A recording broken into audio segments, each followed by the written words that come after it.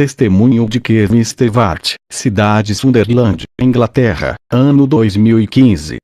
Eu sou o ex-maçom que chegou ao penúltimo grau da maçonaria. Apesar dos bens materiais que eu possuía, não conseguia todas as mulheres que eu queria.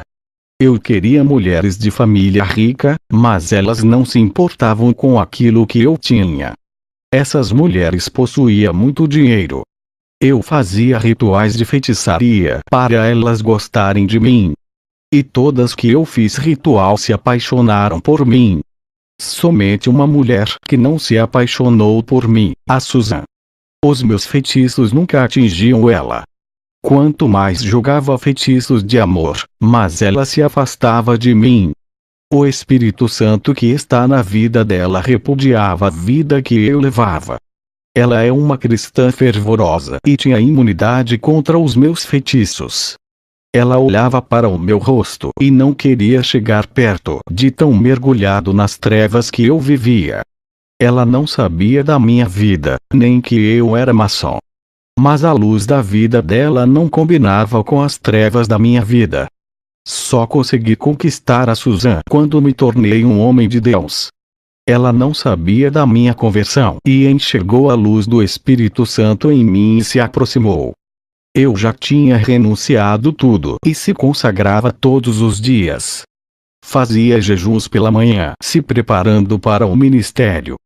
Susan enxergou a luz de Deus na minha vida e hoje somos casados e estamos felizes, crescendo juntos na graça. Vou relatar a minha caminhada até chegar a Jesus. Morei na Inglaterra, participei da maçonaria escocesa. Conheci pessoas importantes como políticos, juízes, médicos, advogados e empresários. Eu era um maçom que fazia rituais satânicos. Eu fazia até reunião dentro da loja maçônica. Eu invocava Satanás para passar informações. Um espírito maligno possuía o corpo da pessoa dentro da loja maçônica e passava uma mensagem do inferno. Vários políticos de partidos rivais estavam juntos na mesma loja. E aquele espírito mal dizia para eles não brigarem, porque qualquer um que ganhar estará em serviços das trevas. Aquele demônio prometeu dar poder e fortuna a todos os políticos que trabalhar para Satanás. A primeira mensagem daquele demônio que possuía o membro foi de doutrinar os estudantes das universidades e faculdades. Construir um grupo de rebeldes usados para os propósitos malignos dentro das escolas e faculdades. Hoje tem muitas faculdades de parapsicologia, biogenia e outras que contradizem a Bíblia. A segunda mensagem foi de fazer lavagem cerebral nas mentes de crianças e adolescentes através dos livros escolares, mentir sobre a criação do mundo e da origem do homem. Se você perceber, os livros de ciência anula Deus como o criado do universo e nem livro de história fala de Jesus. Todos os reis, imperadores e governadores são lembrados, o nome de Jesus não fala. A escola é uma estratégia de Satanás para doutrinar o seu filho. A Bíblia não dá ênfase que os nossos filhos têm que ser educados por pessoas estranhas. A educação dos filhos é dos pais. Desde o tempo de Moisés, quem ensinava as leis eram os pais. Quando Samuel nasceu, ele foi levado para ser educado no templo. E Satanás mudou isso, tirando o poder da educação das mãos dos pais e dos templos e transferiu para as escolas. Você ensina ao seu filho sobre Deus e a escola ensina que o mundo não teve um criador. Você ensina que o seu filho veio da descendência de Adão e a escola ensina que veio da descendência do macaco. E o seu filho ainda é influenciado pelo filho do ímpio que estuda com ele, ensinando modos e atitudes pecaminosas. Em países da América Latina, as escolas têm os programas de educação para todos, onde filhos de feiticeiros, assassinos, ladrões, bêbados são obrigados a estudar juntos. Todas essas classes de pessoas têm filhos que estudam na mesma escola dos filhos dos cristãos. Eu não estou incluindo esses adolescentes, mas falo do perigo que um filho de cristão passa dentro de escolas liberais que cedem vagas a todos. Tenho presenciado filhos de cristãos sendo corrompidos pelos filhos dos ímpios. Os pais doutrinam os seus filhos no caminho de Jesus e quando colocam na escola, os seus filhos esquecem-se dos ensinamentos dos seus pais e se transformam em outras pessoas. Essa é a estratégia de Satanás, misturar as crianças cristãs com as ímpias para corromper. E também algumas matérias de escola corrompem a mente e novos ateus surgiram. Aqueles que têm condições financeiras nunca colocarão o seu filho em escolas do governo que aceita toda espécie de crianças.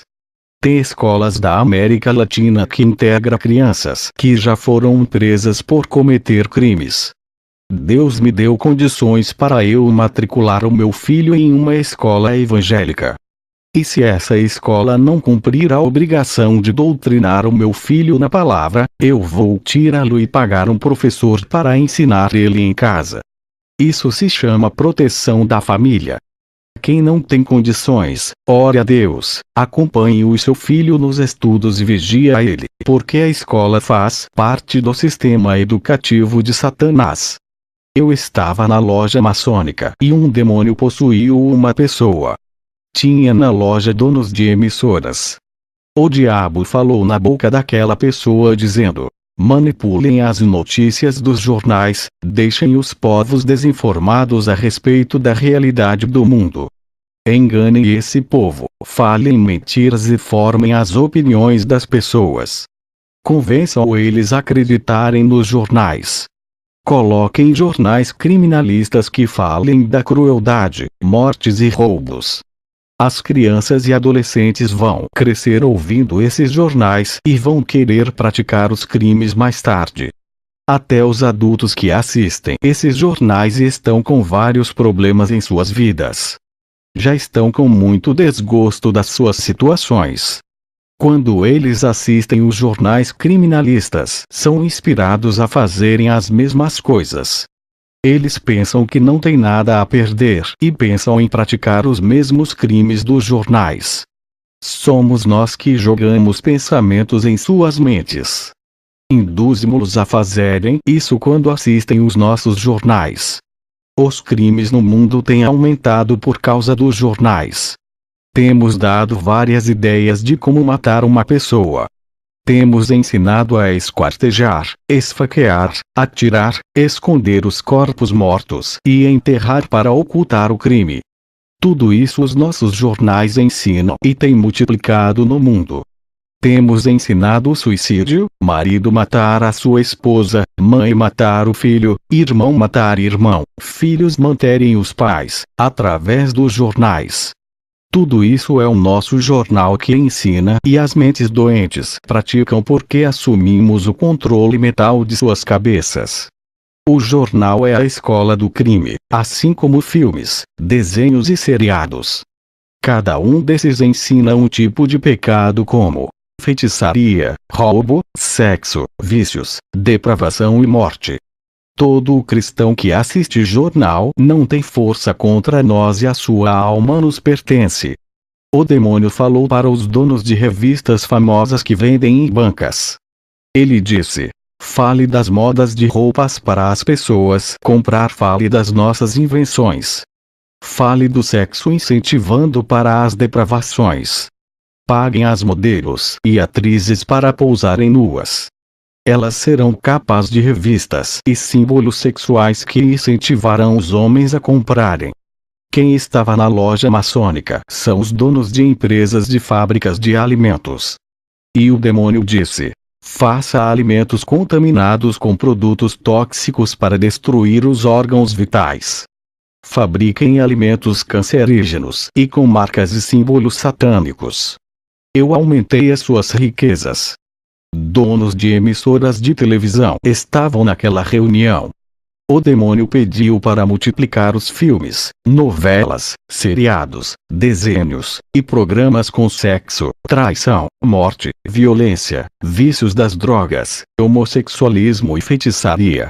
Em troca, o demônio prometeu aumentar a audiência desses canais. O projeto de Satanás é de destruir toda a humanidade e a igreja, através da televisão. Os pastores que fazem programas de televisão são maçons. Elas estavam naquela reunião maçônica. O demônio pediu para esses pastores inventarem novos movimentos sobrenaturais, novos ensinamentos teológicos e novos seminários. Todos ali faziam um pacto de aliança para cumprir o que Satanás queria. Os pastores recebiam milhões de libras esterlinas da Irmandade para financiarem os projetos satânicos nas igrejas. Eu era amigo desses pastores antes da minha conversão. Esses pastores visitavam igrejas pequenas e ofereciam promessas de fazer aqueles pastores locais serem famosos e conhecidos. Prometiam fazer de suas pequenas igrejas megas igrejas.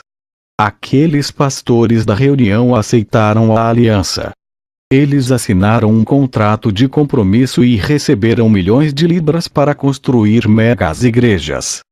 Quando as suas igrejas estivessem prontas e cheias de pessoas, eles tinham que arrecadar milhões de libras para pagar os pastores maçons. Na verdade, o dinheiro era emprestado aos pastores.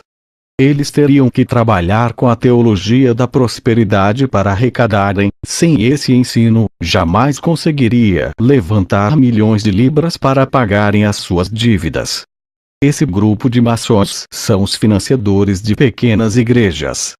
Eles oferecem livros evangélicos e revistas com seus ensinos para os pastores dar ensinamentos ao povo.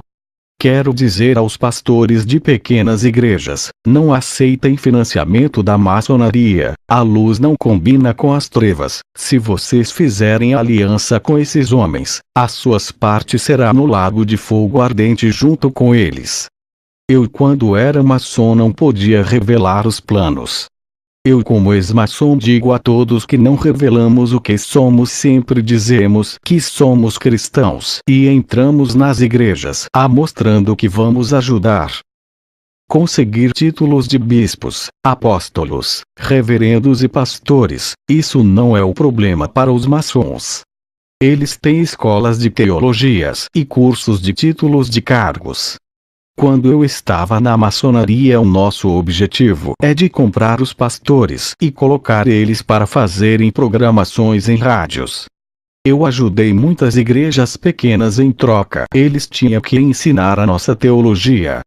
Os nossos ensinamentos não falam contra o pecado, nem incentivam a se arrependerem para renovar a aliança com seu Deus.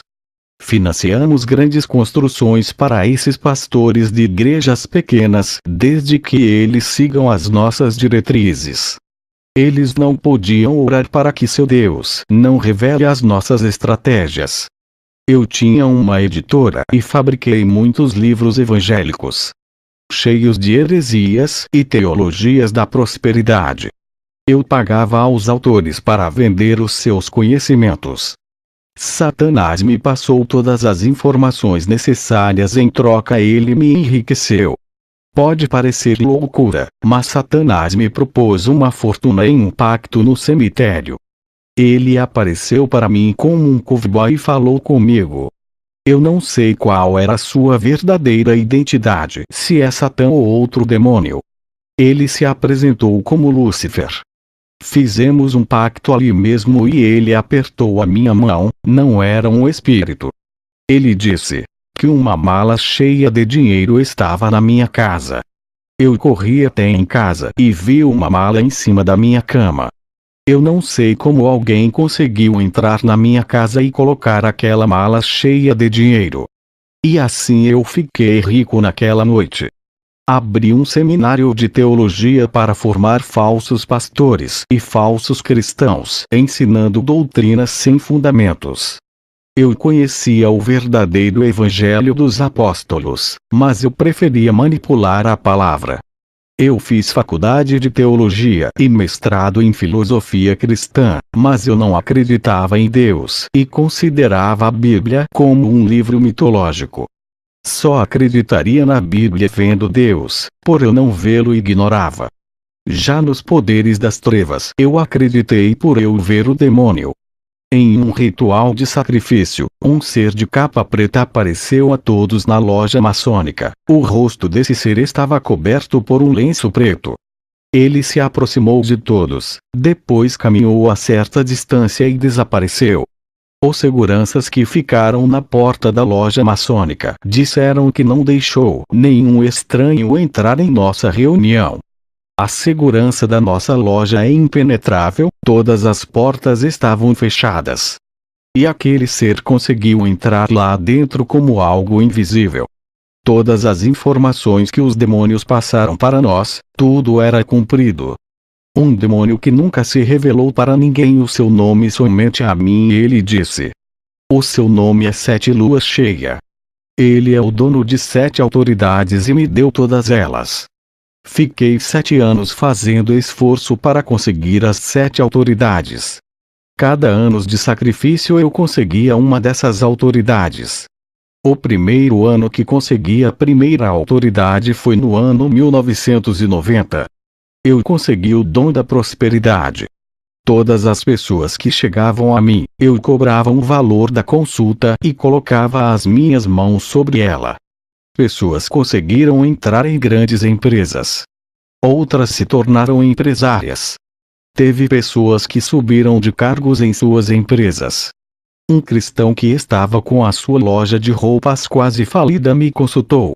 Em poucos meses a sua loja começou a vender, o seu lucro aumentou fazendo abrir mais lojas. Ele não cria no Deus que servia e foi procurar o meu. O que ele não sabia é que o seu nome foi escrito no livro do meu mestre. Todas as almas que precisaram dos meus serviços passaram a pertencer ao demônio Sete Luas Cheias. Eu anotava o nome delas e entrava na mata para entregar a lista de nomes. Ele aparecia para mim com uma grande capa preta e nunca mostrou o seu rosto. Todos que tinham os seus nomes escritos na lista são todos que me procuraram. Se um cristão me procurou e precisou de mim, já não pertencia mais ao seu Deus, mas ao meu mestre. Eu tinha o dom da prosperidade nas mãos e dava para quem pagasse bem. Somente com esse dom eu fiquei rico. O dom da prosperidade surgiu dentro da maçonaria. Não existe essa doutrina na Bíblia, porque esse ensinamento surgiu na loja maçônica. E alguns estrategistas maçons se passaram por cristãos e levou esses ensinamentos para as igrejas. Essa teologia veio do inferno para a maçonaria e da loja foi distribuído para todas as igrejas. O que me deixa triste é a multiplicação desse ensino em várias igrejas. Como essas heresias têm ganhado força nos cursos, faculdades e livros. Em 1991, eu recebi o dom de mágica do meu demônio mestre. Ele apareceu para mim e ensinou a sua mágica. Eu fazia objetos voarem, pessoas levitarem. Entortava alumínio, colher pregos pelo poder da mente. Ganhei muito dinheiro fazendo essas coisas e mais clientes. Eu poderia ser um grande mágico, mas quem é da maçonaria não pode se revelar. Então eu fiquei fazendo grandes números em ocasiões particulares.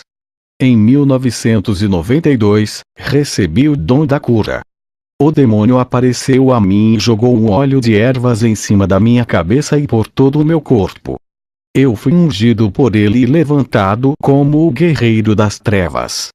Assim como Deus unge os seus, o diabo também unge os dele. Eu recebi o dom da cura e realizei grandes milagres, ganhei muito dinheiro. Curei pessoas de câncer, AIDS e doenças incuráveis. Eu fazia mais coisas que a igreja da cidade não faz. Os povos saíam enfermos da igreja e me procurava, eu as curava de todo o mal. Eu cobrava para restaurar as suas saúdes. Igrejas que fazem um milagre e cobram pela cura, faz a mesma coisa que eu fazia no passado. Essas igrejas que cobram ofertas altas por causa das curas não são de Deus. Quando Deus cura, ele faz de graça. Jesus curou muitos enfermos na terra de graça. Jesus multiplicou os pães e deu aos pobres, não tomou o pouco que eles tinham iguais os pastores de hoje. Em 1993, recebi o dom de abençoar. Eu podia profetizar sorte no casamento, namoro, noivado, finanças e outras coisas. Mas não funcionava somente eu proferindo essas palavras. O demônio me orientou que esse dom só iria funcionar se a pessoa carregasse um objeto simbólico. Os objetos eram rosa, sabonetes, águas, sal, artifícios que eu consagrava podia vender. A pessoa que comprava os objetos meus eu proferia palavras de sortes e elas conseguiam tudo. E me procuravam para testemunhar os efeitos que teve em suas vidas. O que me entristece é ver que existem igrejas que trabalham com objetos sagrados, igual eu fazia antes. Esses objetos que eu trabalhava era o condutor do mal. Cada pessoa que ficava com os dos meus objetos levaram consigo legiões de demônios. Elas até tinham sortes na vida, mas tudo é para a destruição de suas vidas. Em 1994, recebi o dom da maldição. E todos os que me desafiavam eu amaldiçoava. Teve pessoas que perderam tudo. Outros foram demitidos de suas empresas. Até cristãos que não têm selo do Espírito Santo eram atingidos com a minha maldição. Hoje existem pastores que lançam maldição em suas ovelhas. Em 1995, eu recebi o dom da adivinhação. O demônio apareceu a mim e tocou na minha testa e a cabeça começou a doer. O demônio disse que o terceiro olho estava abrindo na minha testa. Com esse olho na mente, eu iria ler o futuro. Depois desse dom eu sabia tudo o que se passava em cada vida. Eu tinha o dom de evidência e via visões de destruição que o próprio diabo fazia para me enganar. Eu adivinhava até o número do RG de uma pessoa, porque um espírito maligno falava no meu ouvido. Ganhei muito dinheiro com esse engano. Tem pastores que têm o dom de adivinhação e fala que é revelação. Tem o dom de vidência e fala que é a visão de Deus. O dom da vidência é você só ver aquilo que o diabo quer. Ele faz ilusões ópticas com falsas imagens produzidas. Eu profetizava e o diabo tinha que cumprir a profecia. Se ele não cumprisse a minha profecia, as pessoas não iriam mais crer em mim. E isso não seria bom para os planos do diabo. Eu era a pessoa que fazia as pessoas acreditar no maligno. Eu não podia perder o crédito das pessoas para continuar conduzindo elas à escuridão. Em 1996, recebi o dom de matar. O diabo apareceu a mim e apertou a minha mão. A pele da minha mão ficou negra. E a partir daquele dia, se uma pessoa me desafiasse, eu lançava uma maldição de morte e acontecia. Eu amaldiçoei um empresário de câncer, meses depois ele morreu. O demônio ficou no seu umbigo e desenvolveu câncer na bexiga. Esse câncer cresceu e o matou.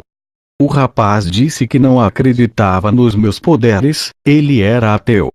Eu o amaldiçoei para ele morrer com acidente de carro. Ele estava andando na rua e de repente se jogou na frente de um carro e morreu. O demônio o empurrou para cima do carro. E assim em 7 anos, recebi os 7 dons do diabo. Eu e os maçons fundamos algumas seitas desconhecidas que usam o nome de Jesus para confundir o povo. Ninguém dessa seita servia a Jesus, ele existe para enganar o povo. Tudo isso era a ordem dos demônios. Até que um dia Deus se cansou de minhas maldades e usou um servo seu para falar comigo. Ele disse: homem, se não se arrepender de todas as suas maldades, algo terrível irá acontecer. Eu não acreditei, zombei daquele homem humilde. 3 dias depois senti fortes dores do coração, passei no cardiologista e foi consultado que eu estava com pericardite. A minha saúde sempre foi ótima, mas agora estava com inflamação no coração. Em uma sexta-feira à noite, estava deitado e senti dores fortes no peito. Lembrei-me das palavras daquele cristão, comecei a me lembrar de Deus e pedia para Ele não me deixar morrer. Eu tinha medo de deixar a minha riqueza, eu era casado e não tinha filhos. Nunca acreditei em Deus e naquele momento tive fé, pedi misericórdia para Ele e estava disposto a largar o ocultismo. Aquela dor no peito intensificou me fazendo ter um apagão. Tudo foi paralisado até os órgãos vitais não funcionavam. Eu não tinha nenhum sinal de vida e o meu espírito estava perto do corpo. Ele era o que dava vida ao meu corpo, tirou ele de mim e o corpo tombou. Uma luz desceu do céu parecendo uma grande estrela e parou perto de mim. Era o anjo de Deus, como ele resplandecia, imagine a glória de Jesus. O anjo disse: Deus ouviu o seu pedido de misericórdia e a sua promessa de largar o ocultismo. Isso foi no ano de 2015 que tive esse arrebatamento. O anjo disse: venha comigo e me conduziu a um caminho largo. Essa estrada tinha muitas cobras, aranhas e bichos mortos. Chegamos a um portão negro e uma frase está escrito: Bem-vindo ao inferno. Fiquei arrepiado, pois não sabia que esse lugar existia. Eu pensava que isso existe apenas na mitologia grega e hebraica. Até o céu eu pensava que era folclore grego, os Elísios. O meu medo de morrer consistia em deixar de existir e nunca mais viver. Nunca imaginei que existe um lugar eterno. Aquele portão se abriu e um vapor veio em minha direção. Um calor insuportável quase me derreteu. Eu creio que o anjo não permitiu que nenhum dano acontecesse comigo. A sua presença evitou que os efeitos do calor me afligissem. A primeira pessoa que vi no inferno foi Albert Pike, um dos satanistas famosos que também foi da maçonaria. Eu vi o ator Noriyuki Pet Morita sendo atormentado pelos demônios e também o ator James Avery que sofria no tormento. Os demônios os esmagaram, arrancaram as suas peles. Eu vi o ator Patrick Swayze também em grande tormento. O fogo consumia e os demônios o torturavam. Também vi cantores de rock. O baixista Paul Gray tocava e os seus dedos estouravam. As carnes do seu corpo caíram e ele tocava internamente. A mesma coisa acontecia com o guitarrista Gary Moore, que passa pelos mesmos sofrimentos. Que terrível situação esses cantores e tocadores passam. Eu vi o cantor Joey Ramone, que cantava até as cordas vocais estourar. Ele já não tinha mais voz, apenas um apito saía da sua boca. Esse processo será assim eternamente. Fui para outra sessão e vi os demônios fazendo reuniões sobre a política. Eles queriam colocar no poder para governar o político que fez pacto com eles. Os demônios usam homens ricos e poderosos do mundo para controlar todos os seus planos. Esses homens de grande influência política obedecem às ordens desses demônios. Vocês que são cristãos e desejam entrar na política, não façam isso, os demônios estão no poder. Os demônios têm usado os políticos para legalizar o aborto, casamento gay, liberação das drogas e outras aberrações. Tudo no inferno é planejado em reuniões para destruir a humanidade. Embora a Bíblia diga que Deus instituiu as autoridades governamentais e que os poderes desses governantes foram dados por Deus para governar o povo, muitos têm usado seus poderes e influências dados por Deus para trabalhar para as trevas e oprimir o povo. Deus deu autoridade para os políticos, mas eles são quem escolhe se vai usar para o bem ou para o mal. Muitos se vendem para o diabo através dos pactos. Satanás é o príncipe desse mundo e dá o seu reino para quem ele quer, pois o mundo jaz do maligno. Alimentos que deixam o homem e a mulher estéril. Eu vi uma química que está sendo injetada nos alimentos que afeta os hormônios deixando estéril. No inferno observei multidões de evangélicos, eu nunca vi tanto cristão. A primeira classe de evangélicos que o anjo me mostrou é dos cristãos que não tinham autodomínio. Eles não tinham regras de vida e seduziam mulheres casadas. Esses cristãos eram maliciosos e seduziam as mulheres da igreja. Essa é a primeira classe. Eles eram devassos, imorais, espalhadores de suas más fama e pedras de tropeço. Fomos para a segunda classe de cristãos. Esses eram agressivos, não aceitavam correção pelos seus erros, tratavam os seus pastores mal e se tornaram inimigos daqueles que não concordaram com os seus modos de vida. O anjo me levou até a terceira classe de cristãos. Esses eram impuros, pensamentos maliciosos e corações cheios de sensualidade. A quarta classe, onde o anjo me levou. Eu vi os profanadores que corromperam o que é sagrado. Eles misturaram o que é santo com as profanações do mundo. Mancharam a pureza dos cultos com heresias e colocaram abominações dentro da casa de Deus, profanaram o altar, sujaram a santidade da liturgia. Fui levado à quinta classe de cristãos. Esses eram ambiciosos com bens materiais para satisfazerem os seus desejos. Eles eram capazes de qualquer coisa para conquistar tudo o que queriam. Mesmo que isso fosse prejudicar o próximo para ficar em seu lugar. Inventaram mentiras para roubar uma vaga de empregos. Disseram calúnias para serem beneficiados ou promovidos. Esses eram egoístas que têm amor excessivo a eles mesmos. Não se importaram com ninguém, só pensaram em si. Fomos para a sexta classe, onde estão os cristãos que fizeram de suas igrejas uma zona de guerra, causaram dissensões, não concordaram com o ensino da santidade do pastor. Esses criaram facções para atacar a igreja e gostavam de conflitos. Eles viviam afastados dos irmãos santos que obedecem à palavra de Deus.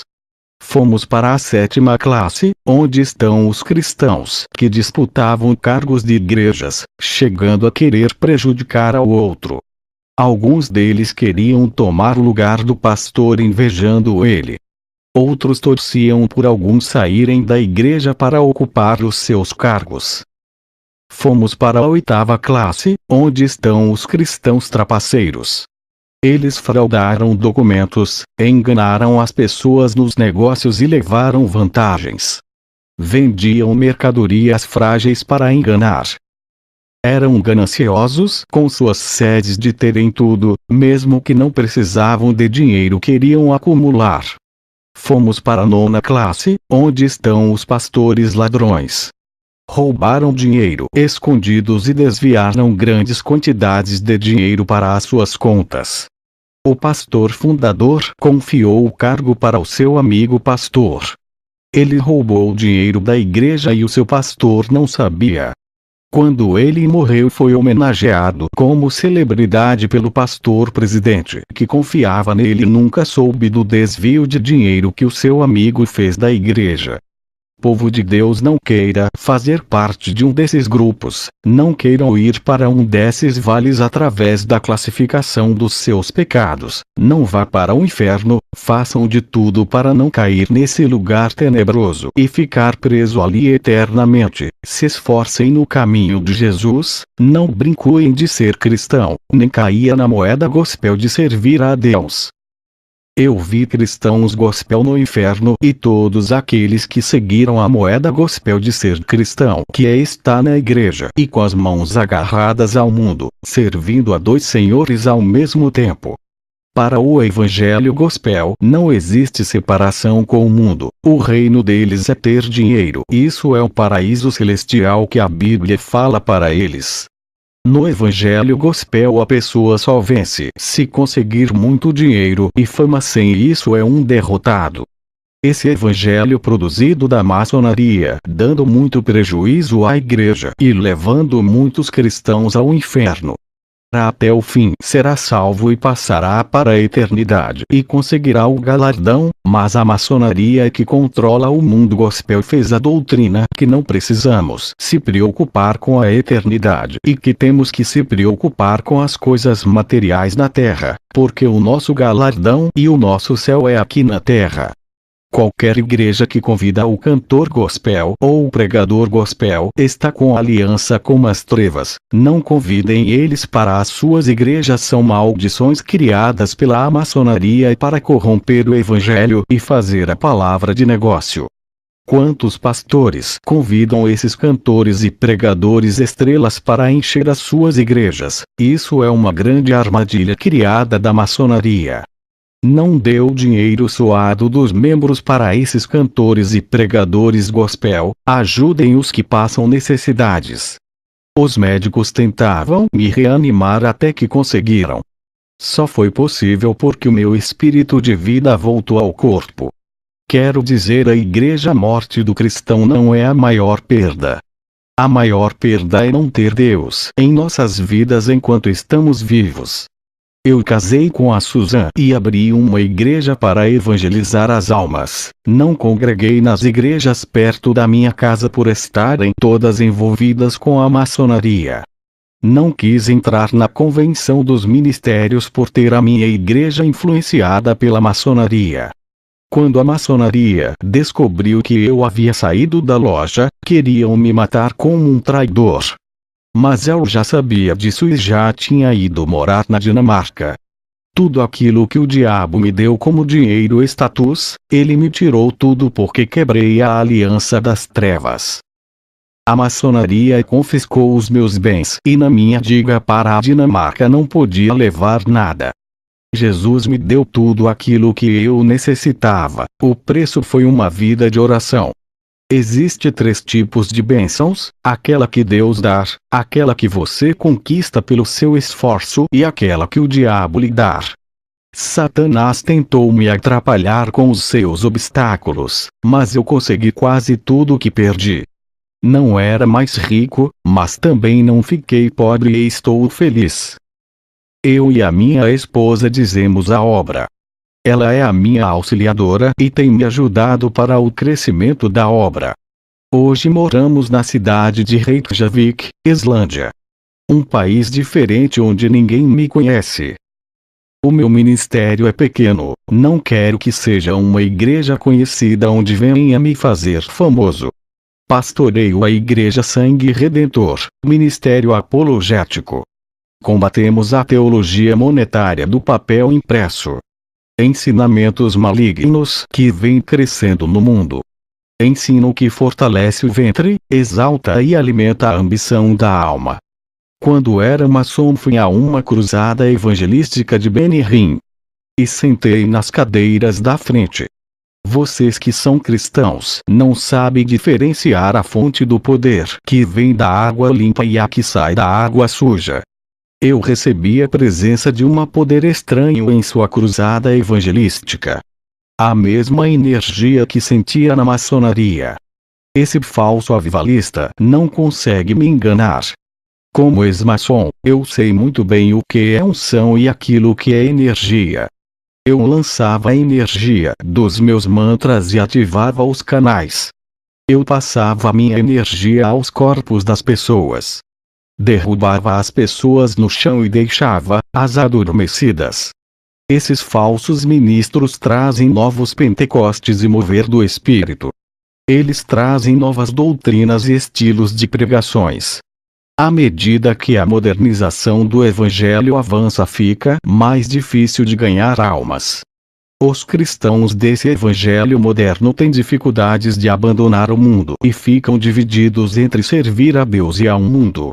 Igrejas da atualidade estão guerreando por causa das almas, mas não tiram do mundo. Esses cristãos preferem o mundo primeiro e depois servir a Deus, porque os prazeres são melhores. Não foram ensinados a renunciar ao mundo. Estou compartilhando apenas 1/3 do meu testemunho, não vou estender muito para não ficar o dia todo falando das 1000 maravilhas que a mim foi proporcionada da parte de Deus. Que a santa paz e graça do nosso Deus fiquem com os ouvintes. Amém.